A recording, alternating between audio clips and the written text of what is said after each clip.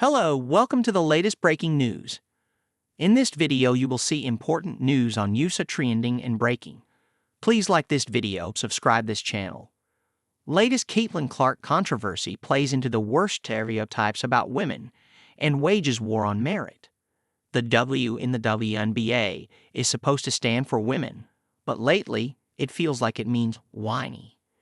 Even before Caitlin Clark put on an Indiana Fever jersey last spring, there was a non-stop effort from a certain camp of pundits, media, and other players to racialize her, smear her, and diminish both her ability on the court and the steroidal growth she alone has infused into the league.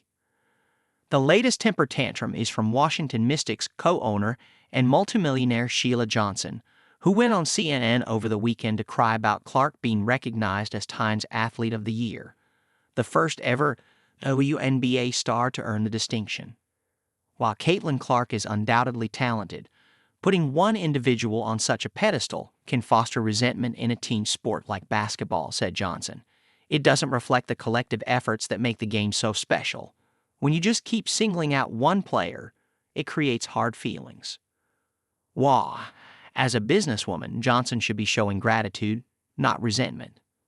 Instead, she advocated for a participation trophy, asking why Time couldn't have put the whole WNBA on that cover.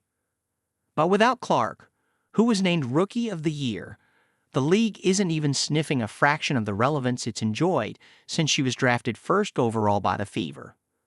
In Johnson's appeal for equity, a poisonous principle in itself, she painted a demeaning portrait of females. The league has been sold as a showcase of hard-nosed, physical basketball and unrelenting competition, and one that only needed exposure to catch on and become as big as the NBA. But here is Johnson essentially saying these lady ballers are really lady ballers, emotionally weak, thin-skinned, jealous, and petty. So, which is it? Was Johnson upset when the Mystics moved their September 19 game against the Fever from their 4,200-seat home venue to DC's Capital One Arena, where 20,711 fans showed up, the largest crowd in WNBA history? She does not represent all of women's hoops, of course, but those sour grapes didn't spoil in a vacuum. Legendary player Cheryl Swoops seems to have a physical reaction when Clark's name is brought up, and league MVP A'ja Wilson used the Phenom's popularity to complain, saying, "It doesn't matter what we all do as black women, we're still going to be swept underneath the rug." That's why it boils my blood when people say it's not about race, because it is. But this is all burying the undeniable facts of the Clark effect, which has boosted viewership and attendance by eye-popping percentages. Johnson's remarks come on the heels of Clark's controversial Time interview, in which she said, "I want to say I've earned every single thing, but as a white person, there is privilege."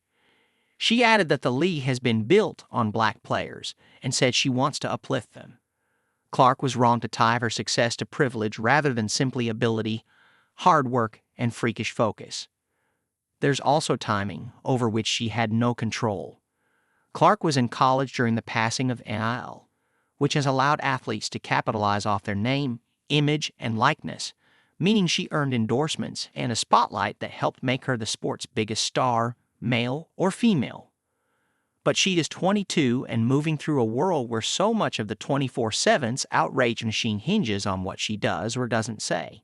It's a precarious place for a girl who just wants to poop, and who does it better than most. Johnson's comments prove that Clark's olive branch to the race looms was a fool's errand, and that her only privilege is to serve as both rainmaker and corporate whipping girl. It doesn't matter how many public love letters she sent to her idol, Hall of Famer Maya Moore, and all the women who came before her. There will always be pressure to atone.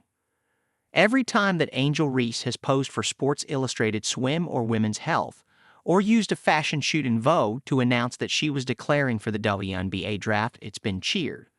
When Wilson landed the cover of the game NBA 2K25, no one told her that she should share it with other players. There only seems to be hurt feelings around one person, and she happens to be a white chick, though she's hardly the first white star in the WNBA.